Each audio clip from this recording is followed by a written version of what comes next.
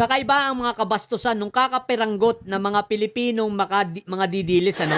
Kabastusan na pinaggagawa at ipinakita pa sa mga Canadian kung paano sila parang mga walang pinag-aralan ang kabobohan nila na binuli nila si Auntie Claire. Guys, no, kaya kayo, natutuwa ba kayo mga didilis sa pinagagawa ninyo? Kakapiranggot lang naman kayo dyan. Wala pa nga kayong 30 eh. Kaunting-kaunti kayong mga hinayupa kayo. Diba? Naku! Ito guys, nakakahiya sa ibang lahi na pinapakita natin na ganong kabastos tayo sa ating mga nasa gobyerno tuwing dumadalaw dyan, ano? So, yung kagaspangan ng ugali ninyo, wag ninyo dalhin dito sa Canada. Baka akala ninyo, representante kayo ng buong Filipino community. Dito sa Canada, mahiya naman kayo. Hindi nga kayo umabot ng 50 ang bilang ninyo, ilang milyon tayo sa Canada. Ang dami-dami ng Pilipino rito, tapos akala nyo kayong representante? Ang tibay ng mukha ninyo, no? Bibilib rin ako dito sa mga Pilipino. O yung mga nandito sa Edmonton na mga didilis, o sige, hamunin ninyo. Kung tagal-tagal na ninyo naghahamon sa akin ng mga debate, sabi nyo, pupuntahan nyo ako. Wala naman. Ako ang hamunin ninyo. Diba? Magdebate tayo, naka-live tayo. Kahit saan. Edmonton Mall, kung saan nyo gusto, debate, sige.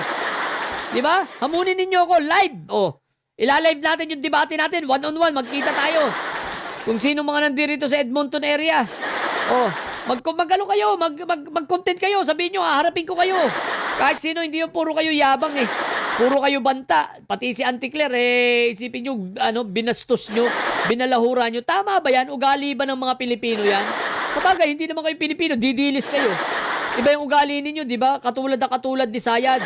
Mga basag ulera, basag ulero, di ba? Nakakahiya kayo sa ibang lahi. What the heck, kakaunti na nga kayo, ganyan pa kayo.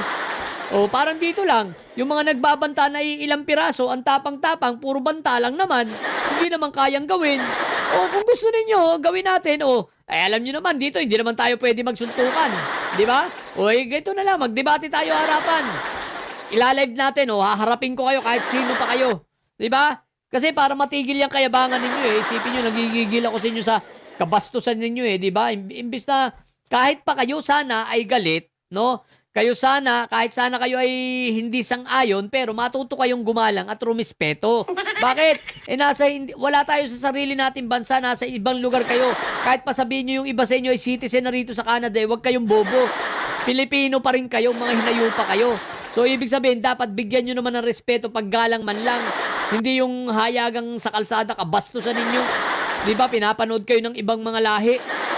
What the heck, di ba? Nakakahiya kayo, mga hinayupa kayo. Basta didilis talaga, salot sa Pilipinas, Hindi lang sa Pilipinas, sa buong mundo, basta didilis.